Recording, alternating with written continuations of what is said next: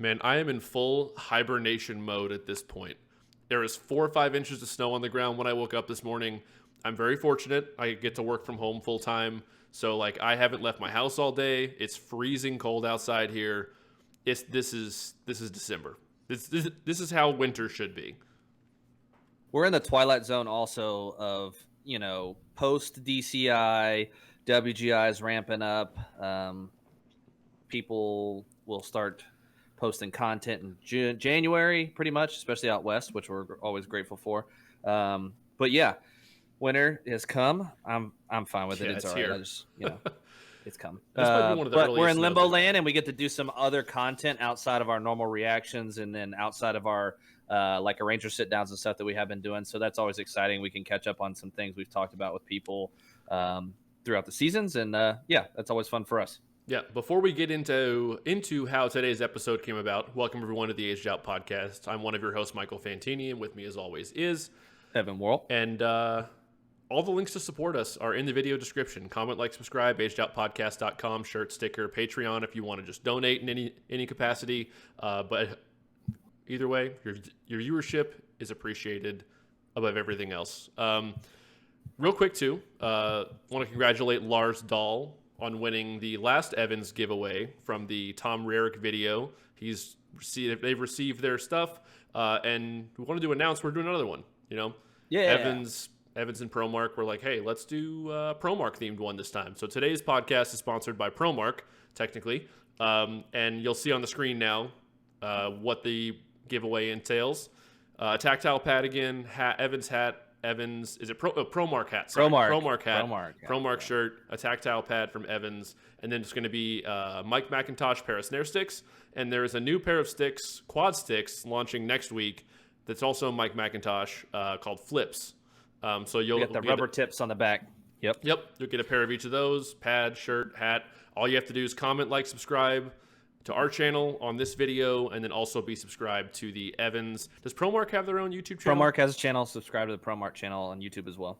Thank you, Evan. Apparently I'm terrible at this, but we're still new at this whole thing. So thank you, Promark. Everybody else, leave your comments, and we will do a drawing for the winner a week from now. And how we'll contact you, we didn't say this last time. We will reply to the winner's comment on this YouTube video. So pay attention to this video about a week from now if you want to make sure you are able to claim your prize there. All right. Today's idea, I have to give credit here to Mr. Evan Guerra. You've been able to see him on the screen here. DrumlineAV is his YouTube channel. Previously, Evian05. Did I get that right? Evian05 years ago? Evian05, like the water. 05. Like the water. So the idea for today's episode actually came from him, and I have to give him credit for this. He just reached out. We've met him tons of times at shows. We've gotten to know him over the years. He said, do you guys want to do a podcast about just the evolution of the lot video, the evolution of the lot itself, since he's kind of been there the whole time? We're also celebrating a milestone, which I'll let him go. But yeah, Evan, thanks for joining us. Welcome to the podcast. And yeah, just throw out how this got started. We got hooked up, obviously, to do the podcast, what the motivation was, and share kind of the big news for yourself as well. Yeah, well, first of all, thanks for having me on. It's a real pleasure to be on the Aged Out Podcast finally. I know I'm a bit of a stranger staying behind the camera. A lot of folks don't usually recognize me when I'm out at the shows, but I've been a huge fan of the podcast for a long time. And with this big moment coming up here in the next few days at the time of this broadcast, certainly want to reach out and let everyone know that Drumline AV is actually coming up on the 20th anniversary of the YouTube channel, which is crazy to even think about. Certainly didn't think that starting the channel and then 20 years later, I'd still be doing it and still be producing Drumline lot videos. But it's been quite a journey, and can't wait to talk more about it. Yeah, 20 years. I had to go back and look up, even the inception of YouTube. And just going back, and I was digging through some of your videos, like the very first uploads. Obviously, there's a handful of prolific ones as well that I'm sure we'll talk about. But yeah, 20 years, and even some of the videos that you've uploaded to your channel are older than that. I think date back to like Mystique 04 was one of the earliest ones I saw on there. What motivated you to just like, hey, I'm going to start filming some stuff and then save this film, which I guess on then was, I don't even know what type of camcorder, the handhelds with the little cassettes you had to put in or stuff. I don't even know. Yeah. I'll take you guys back to the beginning, actually.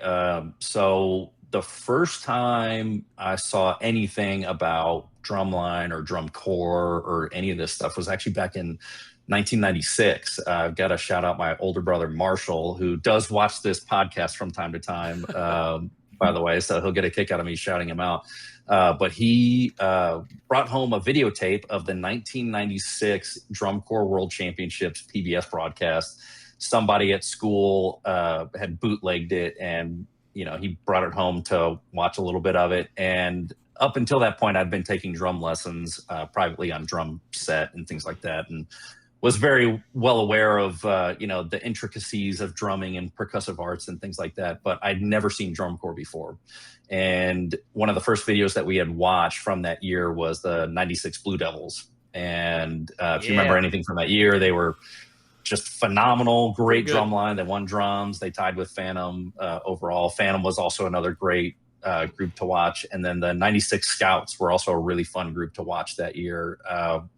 But from there, my older brother was marching in the drum line under Mike Davis, DCI judge, another former guest of the podcast here. And he and I have been real close friends over the last 20 plus years. And, I had the pleasure of learning under him in high school at Gateway Indoor Percussion and things like that. But Mike was one of my biggest inspirations to, start learning more about, the finite details of, marching percussion and things like that. And the second tape that I would let everyone know about was a tape of 97 Blue Devils that Mike Davis brought to a pre-rehearsal hangout in the band room one day, and I was watching it. And I'd only seen the field performances up to this point.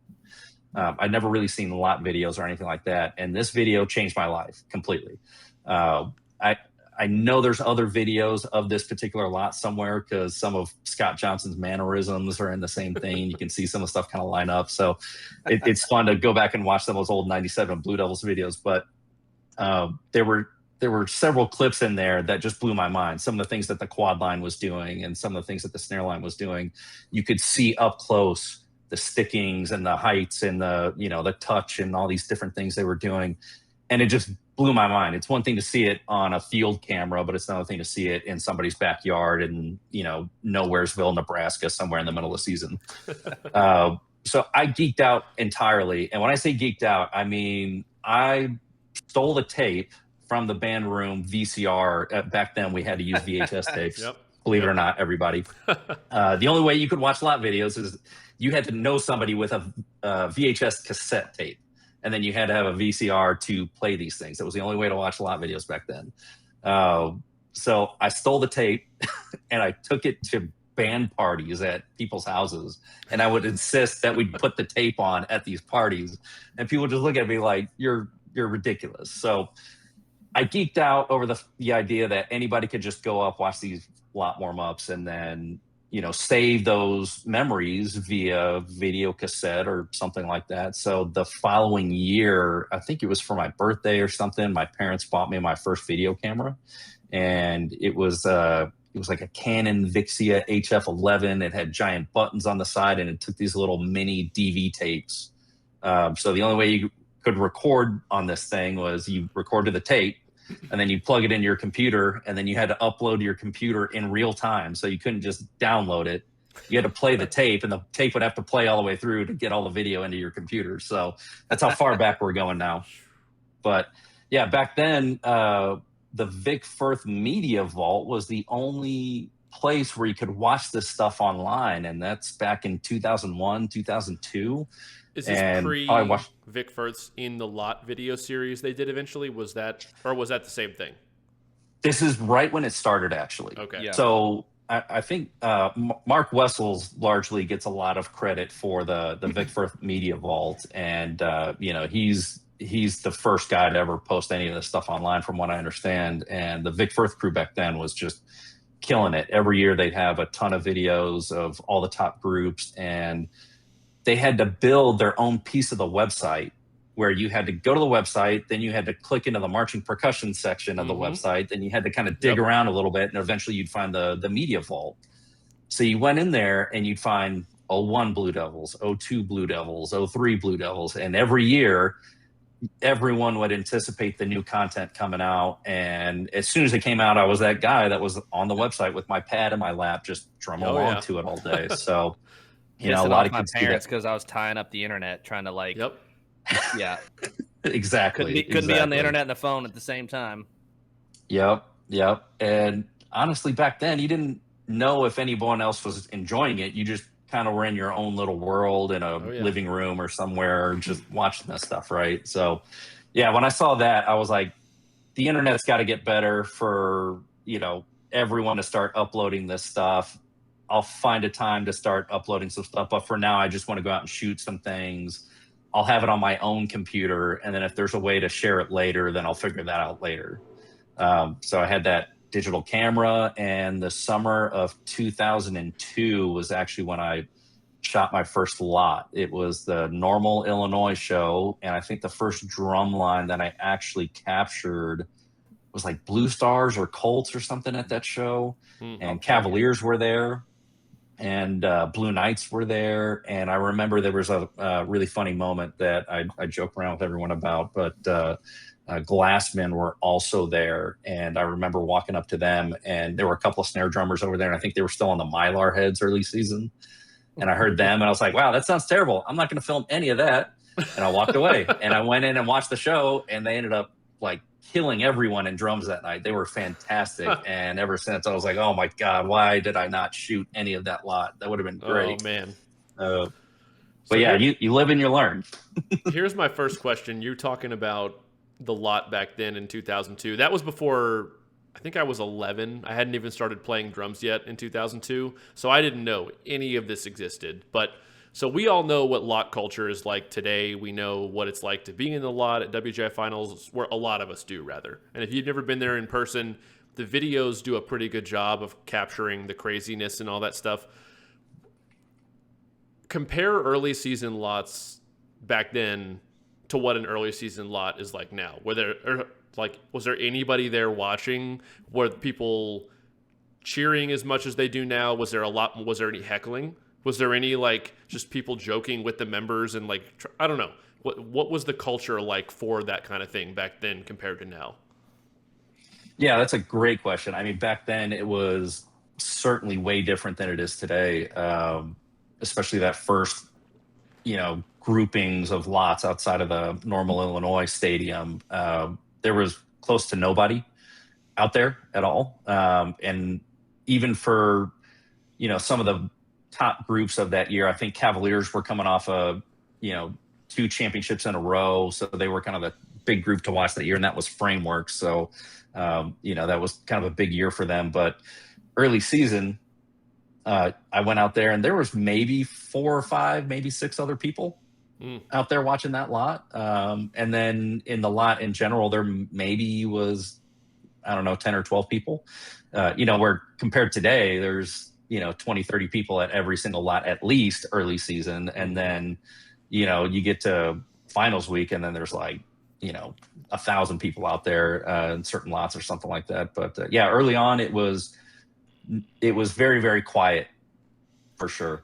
Yeah, I remember the first lot I ever saw was 2003. There was a Kentucky show at Louisville. Southwind was the first group I ever saw. And then I saw Cavaliers there at that show. And, the lot was like, oh, we'll do this for a few minutes, but then we're going to go inside and watch the show. Obviously, now the lot itself is, it's a whole production. But I remember geeking out about the Cavaliers, and I was like, this is like, I'd never seen anything like it. And I was like, this is insane. And I went into their booth, and I bought what I thought for them was like a VHS of that summer in 2003, but it was the VHS from 2002. So when I got home, I was like, oh, this is what I saw. I was like, this is still sweet, though.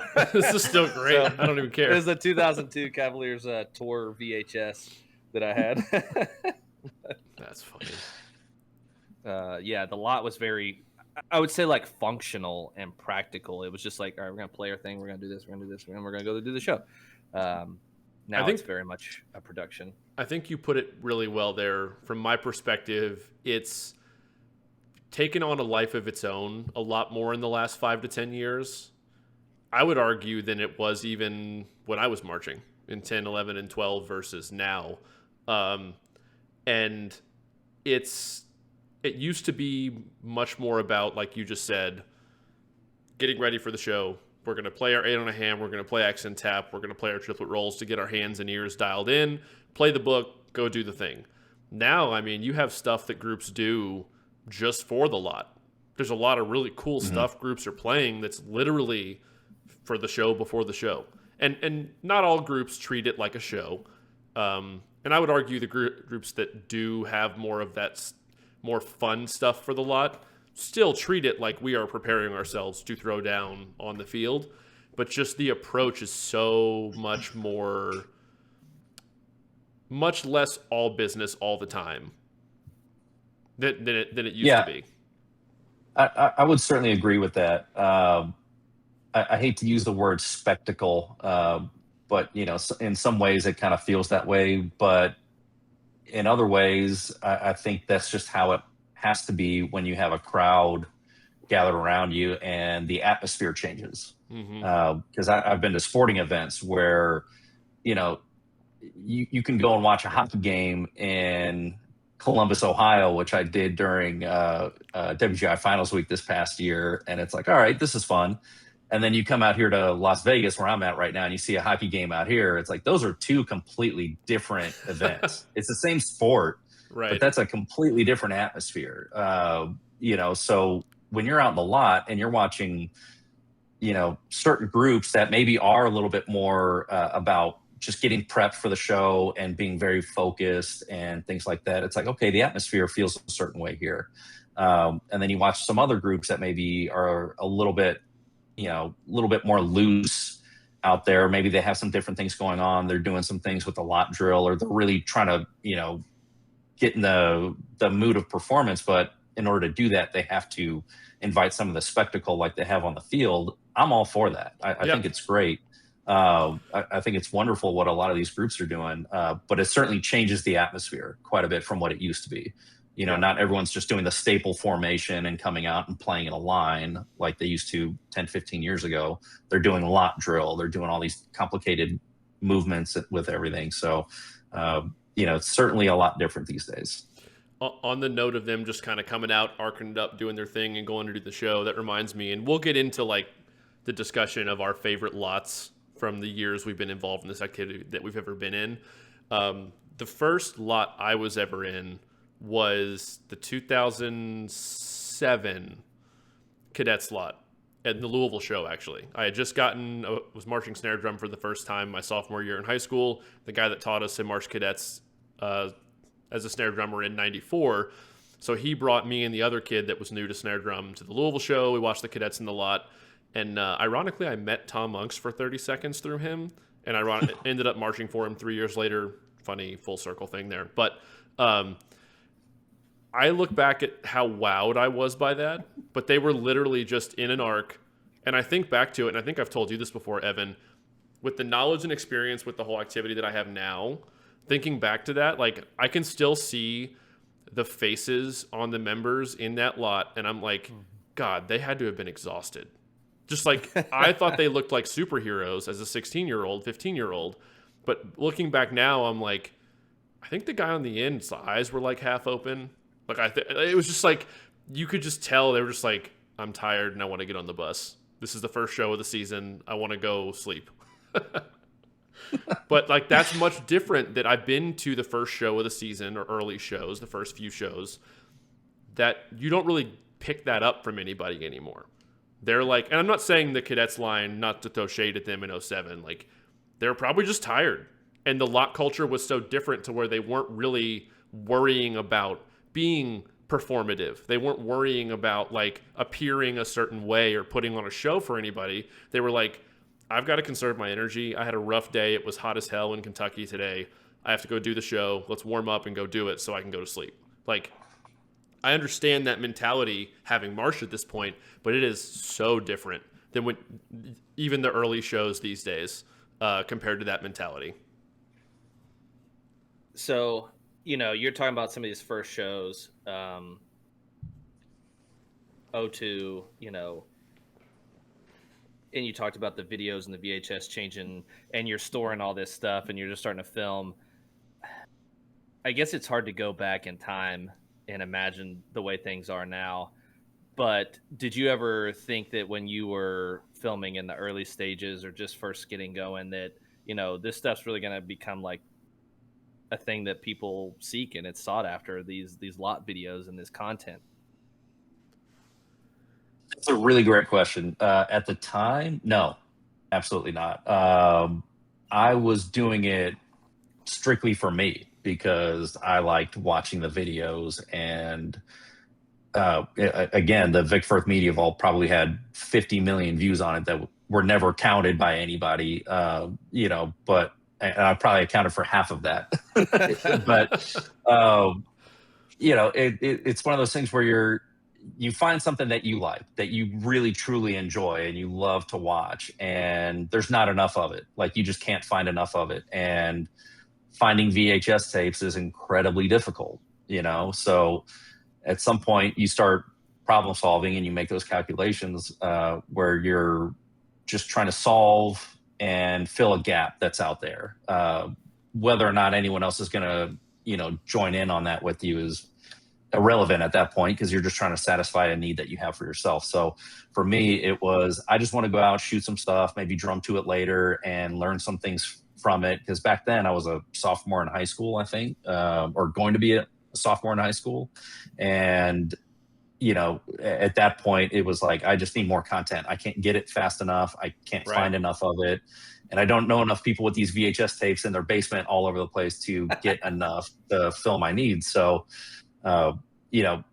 thankfully there is a market for it, I would say, at this point. But, back then you're just not even worrying about that. And plus, again, this is pre-YouTube. So even the internet is trying to figure out the distribution model, and it just hasn't been figured out yet.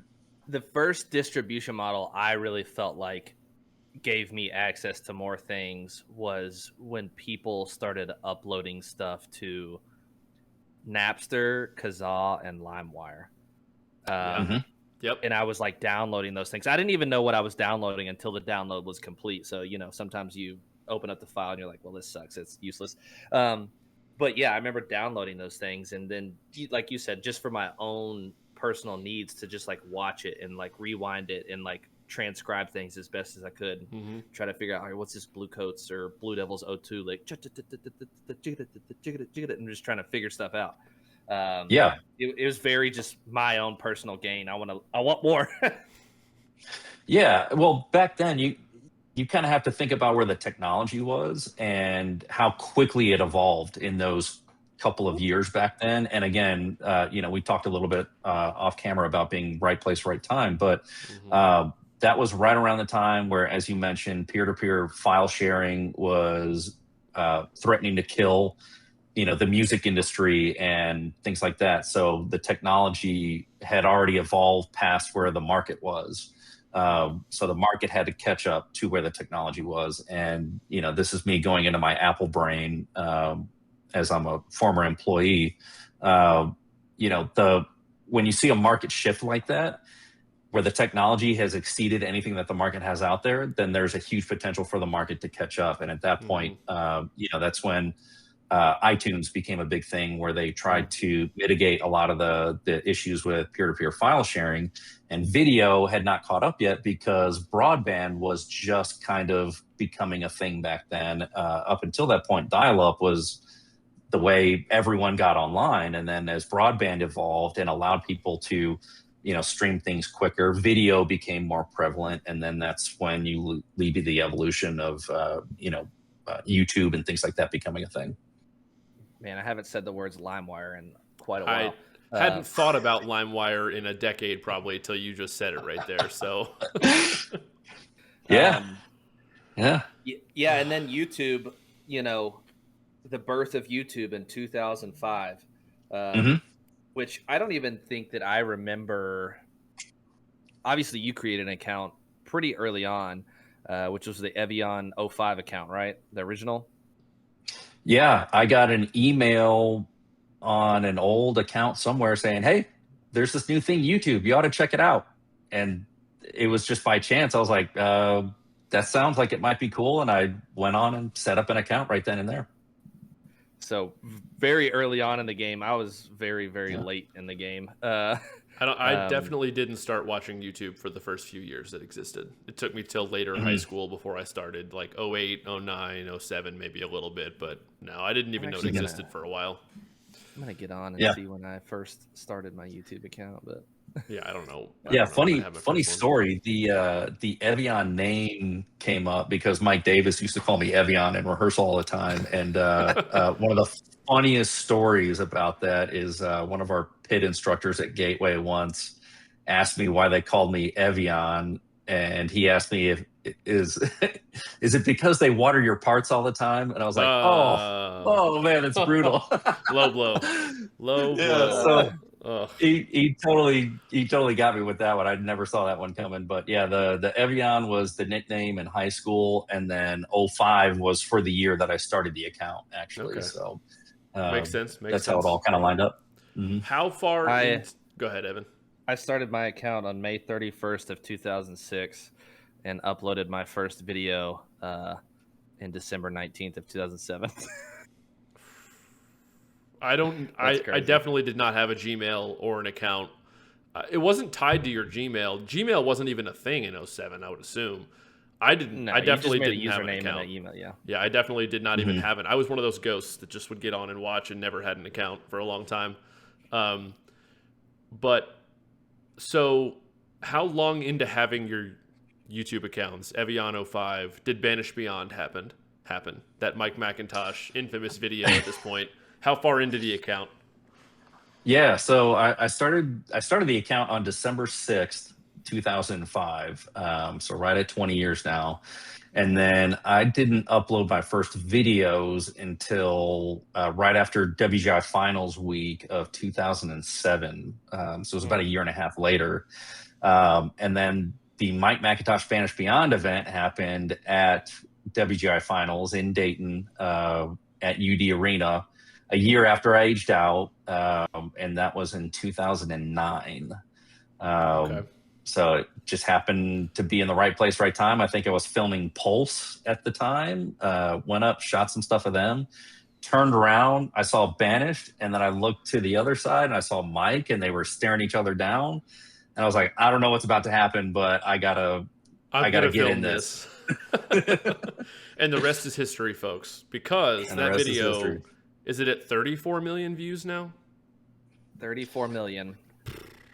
That is, I looked it up before we started. Insane. And it's just like, we talked about this right place, right time for some viral sensation. And it's not even, it's cool to us because they are both good drummers. Obviously Mike McIntosh, and then the Banish Beyond character who most of us know by now, but he had been such a character, an enigma online of posting these parody videos that the two of them together, it was a moment. And lightning struck. Yeah. So yeah, it was one of those things that you just had to be there. There was hardly anyone in the line. I mean, you can see a crowd around us, but I mean, in the grand scheme of things, it was on like prelims day or something. There was hardly anyone out there. Back when there was only 2 days of WGI finals instead of 3. Right. So let's watch it. Because I'm sure a lot of people pull it up younger, real quick, and we'll just reference it. And then, so Banish Beyond, for anybody who doesn't remember, go back and watch the videos. But he was making all these funny parody videos about going to auditions and just getting cut, or just kind of teasing and poking fun of things that groups were doing at the time. Some of the Blue Devils choreography, which they kind of spearhead and led the choreography scene in the drumline world.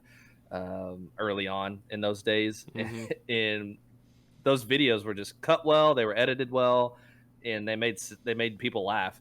So him wearing the Scream mask was just, it was fitting. And I would also argue, I think everyone learned the Lion King lick when they were younger when that came out. Like I learned it. Everybody yeah. I went to school learned it in college. Everybody knew it at The Moorhead. entire Like whole Drumline learned it one year and Yeah. then played it.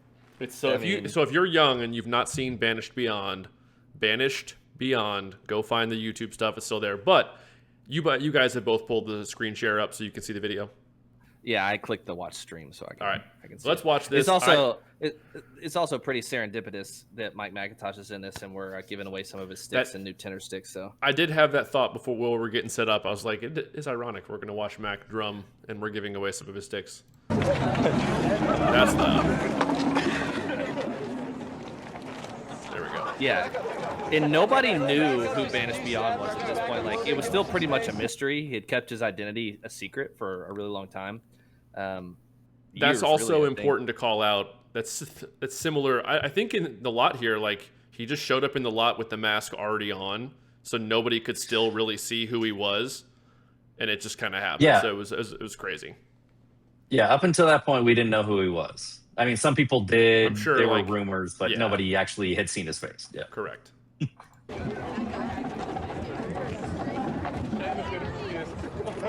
Also, this had to have been pre-planned because, like, where did they get these stands? Yeah, the drums are just like on stands, chilling. Yeah, Mike was out there with his drum, and that's when I spotted him. He had the stand in one hand and the drum in the other hand. And I really didn't trim this down. I literally jumped in here and started filming. And you can see some other old cameras, and you see the old flip phones and things like that. This is just after the iPhone Razor came out. Yeah. Yeah, the iPhone had only been out for like 2 years. Yeah. And the iPhone 1 was like innovative technology, but really not that fast though. Yeah, it had a 2 megapixel camera. You could take stills on it, but you couldn't even shoot video on it at the time. And if you could, it was terrible.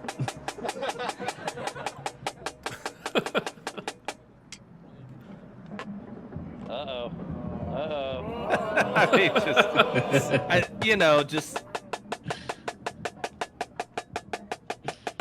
it's almost like comedy more than it is drumming. Oh, yeah, it's super performative and just hilarious.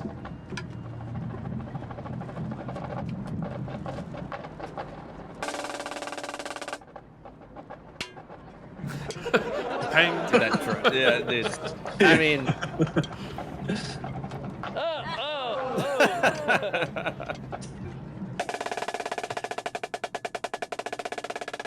So yeah, they just do this back and forth, and it's just kind of hemming up to the lot. Missed the high mob shot. I don't know if he's going for a shot or not.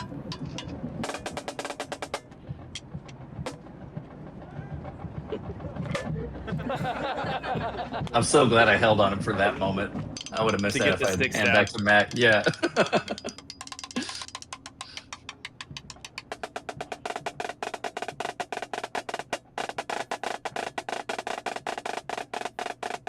Some fast G's inverts. Yes, Mike McIntosh can drum really well.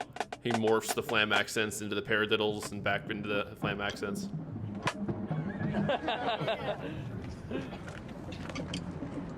$34 million views. So this is the Blue Devil spoof. Yeah. Doing the pigeon. Yeah, with the leg kicks. The left, The or leg right. kicks. Yeah, the legs. Dude, I'll never forget his original video when he did that, and it's just like cutscene to the pond, and then cutscene to him doing it on the elevator, and then I was just like, all right, yeah. Yep. I wonder if his videos are still out there. I'm sure they are. Oh, I guarantee his videos are still out there. Yeah, I don't know if these are re-uploads, but I mean, yeah. So. Do they play anything together at any point? I don't remember. I don't remember. No. In fact, the audio cuts out at one point because of some weird copyright stuff on it. Dude, but back in that day, 16 years ago, Banished Beyond videos getting 300,000, 100,000 views. I mean, that was like A lot. I was like, whoa. And I remember sharing them around, and like we're emailing them because like we didn't all like text at that time. We're just emailing people links to watch videos and stuff. But yeah. Yeah. Well, you didn't have the YouTube app on your phone. No. Copy link, text to somebody. You didn't have any of that stuff. So We the were only way you probably could do it is sending them email. We're probably sending them in like MySpace messages, probably. Dude, I'm just like, we're going back. But over the years, I mean, just playing obviously- random shit. Yeah. Obviously, this is probably like a memorable moment in your 20-year span. Are there like other lots that stick out to you that you're just like drum lines, front ensemble, whatever, that you're like, man, this is a special moment. Like, I don't think I'll ever forget this. Yeah. I mean, probably just right off the top of my head, one of the most memorable for me was summer of 2008 at Finals Week. That's on my list. Yeah, man.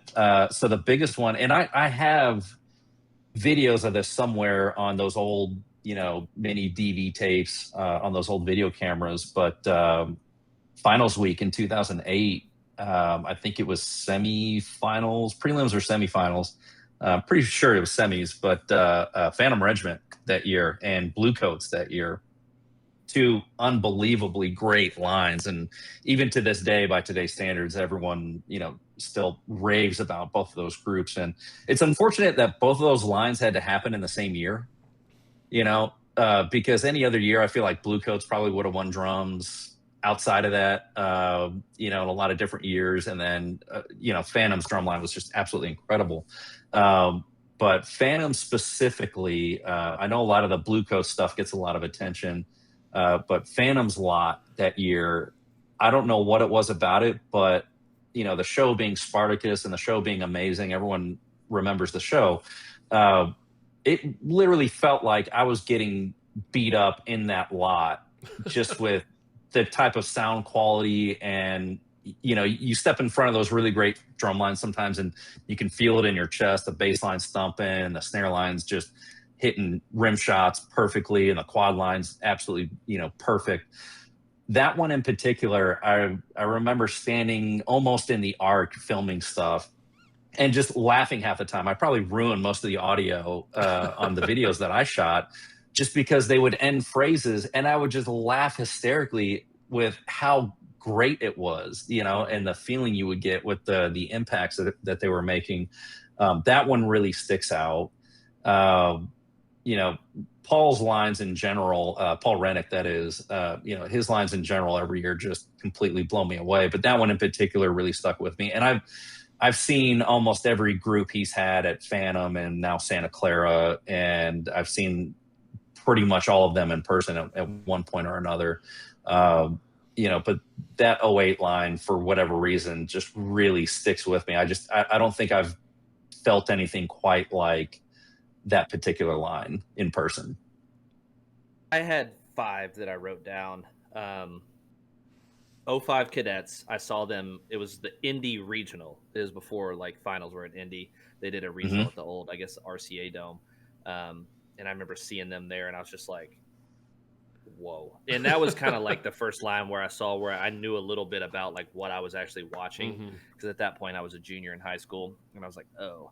And I'd been drumming for a few years now, and I kind of understood what they were doing. And then, like you said, 08, when I drove up to Bloomington, Indiana on IU's campus, and I saw that Bluecoats line playing on the waterfront. I was just like, holy crap. And then I went and watched Phantom like you did. We were in the same lot.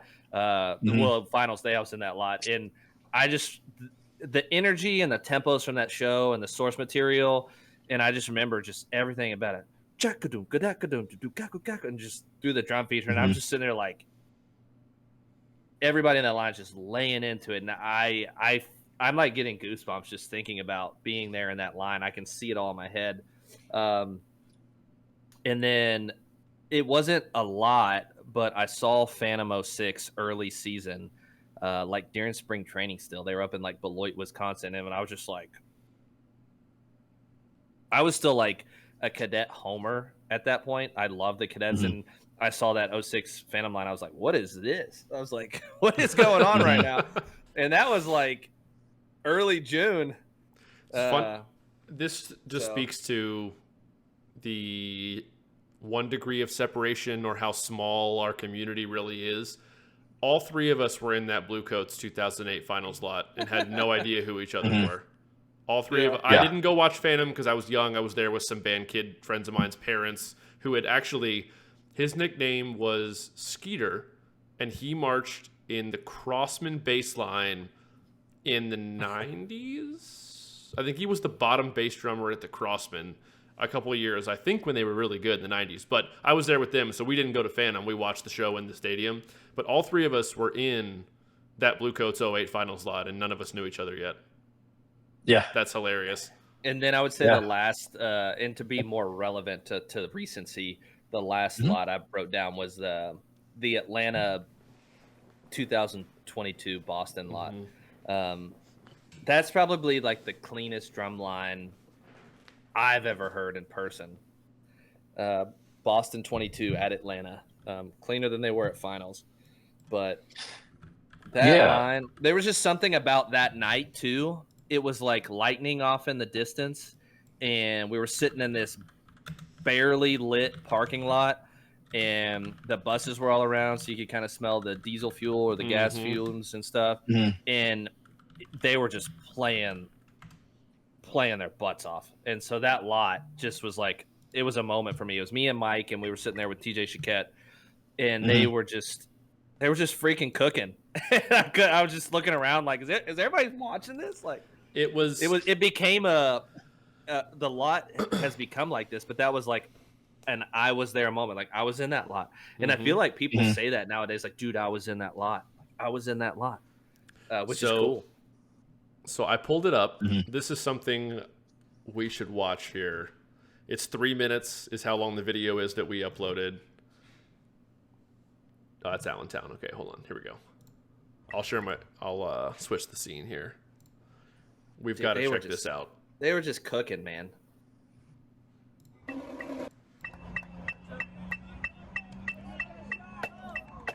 Barely lit.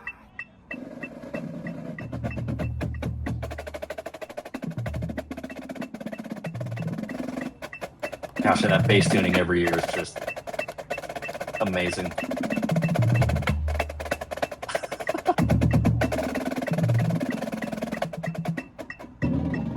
And this was like still in July. We're like,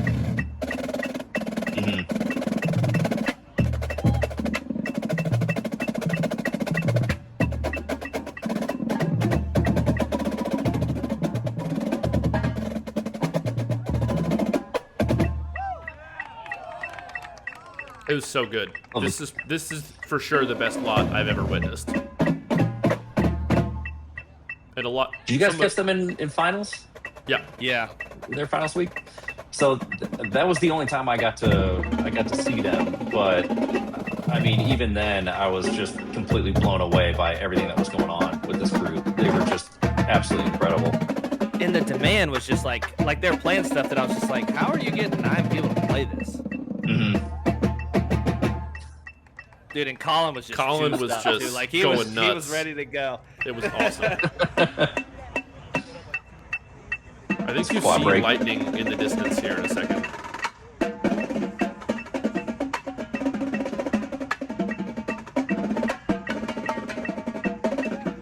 I think too, like that rhythm is stupid. Them like wearing the hoods and stuff too, like you can't see their faces, like just gave me that like old school like Shaco vibe, like we're just like that atmosphere we were talking about.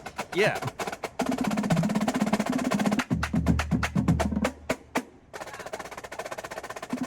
Oh, great reattack. That like dude. that's my favorite part out of everything that they play. I mean, people don't understand like how hard it is to play a space like that, but to do a double stop re-entrance just out of nowhere on that is so wonderful. I mean, we're like right up on them. Like we're like listening to the bottom heads.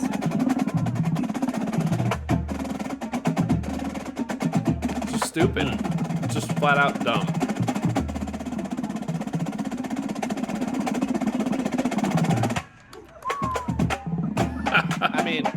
So Crazy. But I love. Wait for the crowd. Wait for the crowd. Wait for it.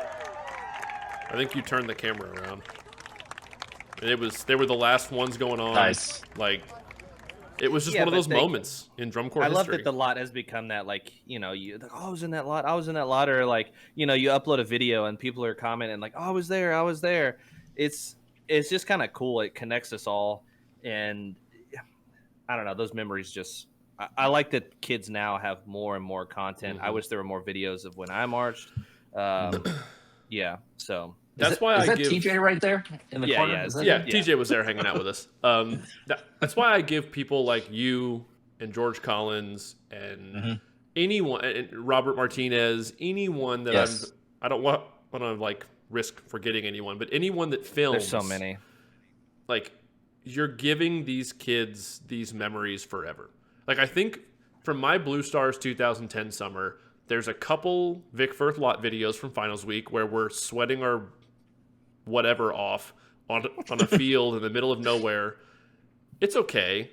The quality's good enough. Like, we don't have like a good finals lot video.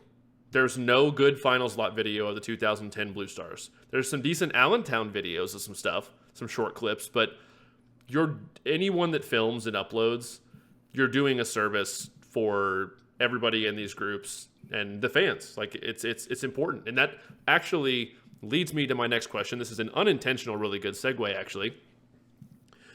Speaking of, like, you know, these drum corps and indoor drum lines and all this stuff are about the experience for the members. It's a youth activity at the end of the day, youth competitive activity. And this is a hill that I will die on. I don't think it'll ever happen, even though all these drum corps and indoor groups have media teams now. Why don't the groups themselves put this stuff out? They're at every lot. They're at every.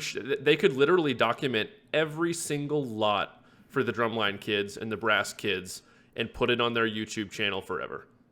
Like, and they could like make a little money from it. Honestly, they'd get monetized in a heartbeat from the alumni base, at least for whatever drum corps it was, and the money would be insignificant for the drum corps, but indoor drum lines could probably make enough. The top indoor groups could probably make enough money to pay a few staff members for the season, or like, I don't know why groups don't do it. Why not put out their own lot videos? That's a really good question. Honestly, I almost, in a way, I almost feel like it certainly could be done. There's no doubt about that. I mean, there's plenty of talented people out there in the marching arts that are shooting and capturing audio and, you know, producing stories for the drum corps during the summer and doing all these wonderful things. In fact, I hire some of them and work with some of them now. But yeah, it's one of those things where it might be seen as perhaps it's too saturated at this point. Perhaps there's too many people doing. I never think it'll be too saturated to where you shouldn't put something out there, especially with a lot of video content. My opinion, there's still not enough people out there shooting at certain events, especially early season. Definitely. There's no way to get to the East Coast and be in Southern California and be in Indianapolis and Orlando, Florida, and all these other places Robert and George on the same weekend. Robert and George tried. Well, yeah, like you. I know you tried taking plane rides. Traveled. Yeah. I mean, this past summer, for instance, I flew to Fort Collins, Colorado. The next day I was in Salt Lake City, stayed there for 2 days. I flew to Seattle, I flew back to Vegas for a night because I had a different shoot outside of the marching arts for a UFC related event, and then flew to Seattle, and then flew to Chicago, and then drove up to La Crosse or something and saw a ball game in Minneapolis, and then flew home. Jeez. You know, that's how I started the DCI season this past summer. WGI is looking to be crazy. We appreciate it because part of our content for the summer is off of what you guys are doing on the ground, which we cannot express the gratitude for you all putting the effort in. But you mentioned the saturation of it right now. Mm-hmm. Because I've considered that point, and you know, we have friends that teach, and they're like, man, you show up to some lots and there's like 8 cameras getting set up in 8 different spots, and I'm like, you know, if the drum corps would take it into their own hands and film and put out their own lot videos, it would disincentivize all these people that don't already have big channels to try to. I don't want to discourage anyone from filming, but I feel like if you're concerned about that and the oversaturation of content, to where honestly you guys are fighting each other for views at this point. There's so many quality videos. You guys are competing for eyeballs. But if the drum corps took it over themselves, like, I feel like the saturation would go away. Personally, I mean, if the drum corps want space, just be like, hey, we just need this space. Like, you guys can film, but we need this area. Like, you know, I mean, whatever. Get out of our faces. But get out of our way. And all of you all are very cordial with them. Anyone's always said, like, you or Robert or George, like, always ask. And I'm sure others do as well. Like, hey, are you okay with us filming? Where are you okay with us standing? If you don't want me to, I get it. And that's fine. But I just think you would avoid a lot of the random people that don't ask and just show up and start doing it. If the drum corps did it themselves, there'd be no incentive for random guy number 7 to try to get a lot video that day. I think that goes into the conversation about lot culture at this point, because obviously we're talking about atmosphere and a lot of people showing up and helping to create that atmosphere. Another part of that is a lot of people showing up with cameras now or pulling out their cell phones and everything, which I think is great. You know, and it's one of the reasons why DrumlineAV over the last 10, 12 years now has focused a lot more on producing content for major manufacturers and sponsors of these events, which it's funny, in the last few years, we've gotten a lot of questions on like, why don't we see your content from finals week? It's like, well, you probably have. It's just showing up on IP or Promark or Evans or DPG's site or, you know, whoever we happen to be filming for that weekend or, you know, what have you. But, you know, that also helps us to approach a lot of the staff and just say like, hey, we're shooting for this company today. Certainly let us know if there's anywhere you don't want us, because the way it's really cool, the way that myself and I know Robert and George and a lot of these guys, Sergio at Marching Vlogs, a lot of these guys usually like to approach it is we like to make ourselves visible to the staff, but we like to try to remain invisible to the performers and try not to be a distraction. You know, I feel like too often a lot of folks create a distraction by putting cameras in different places where they probably shouldn't be. And the end result of that is you're not capturing the performers at their best, because now they're thinking about you, and now the moment is about you, the videographer, and not the music and the performance that is supposed to be going on right now. So for us, it's primarily trying to, you know, almost be invisible to the performers and making sure that we're getting the absolute best performance out of them, because that's what people inevitably want to see on YouTube and things like that is, you know, these performers at their best. So yeah, any way we can stay, you know, invisible or just not be a distraction, that's how we want to do it. Absolutely. Makes sense. And that's also kind of a good segue. You know, you mentioned your brand and filming for other brands and stuff. So you started out as the Evian 05, and then how long into that did you switch to the DrumlineAV and that logo? And then that'll lead us into the next thing here. Yeah. So the Evian 05 logo happened almost immediately.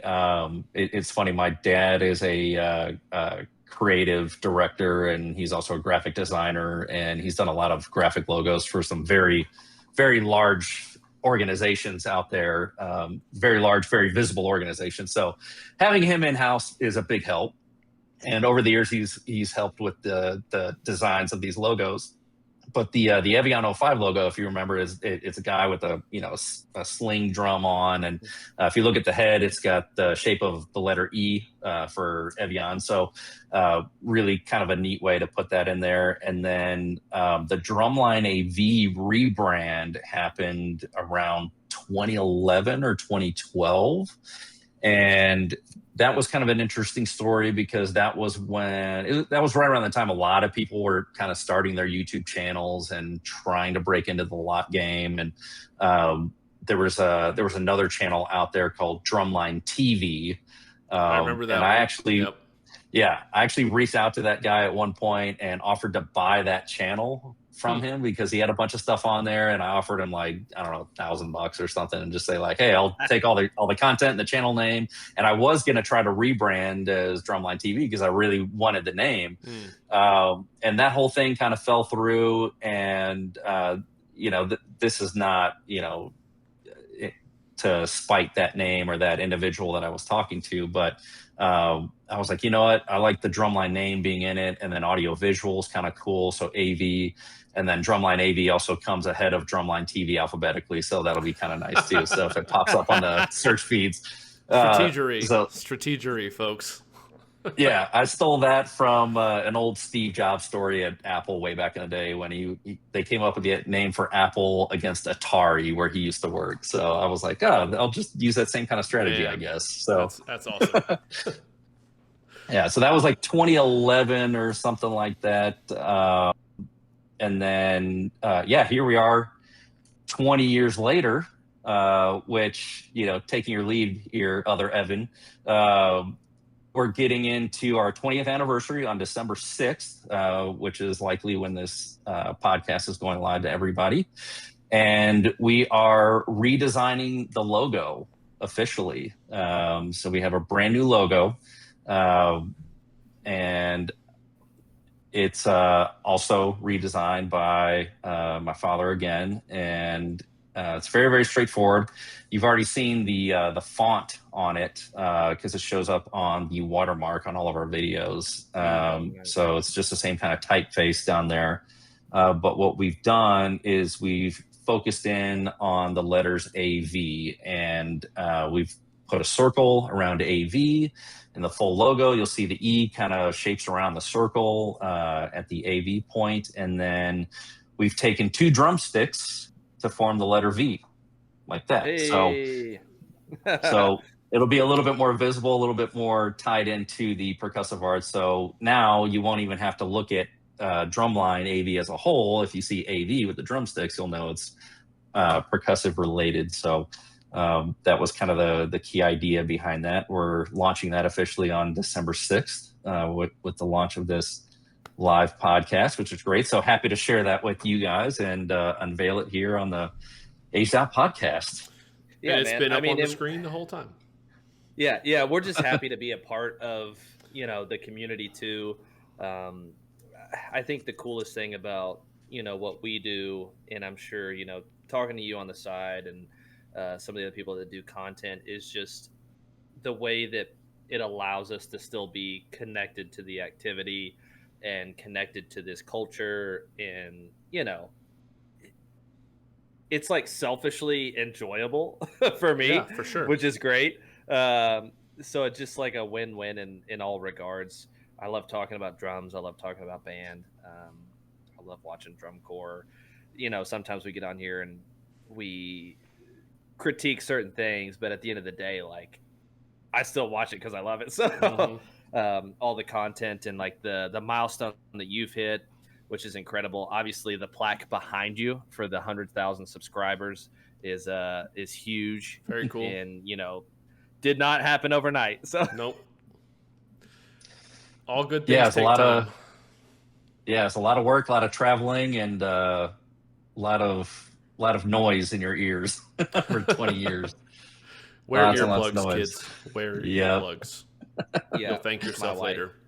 My wife knows that. I'm always saying what, and she's like, you can't hear. And I'm like, I know. I know.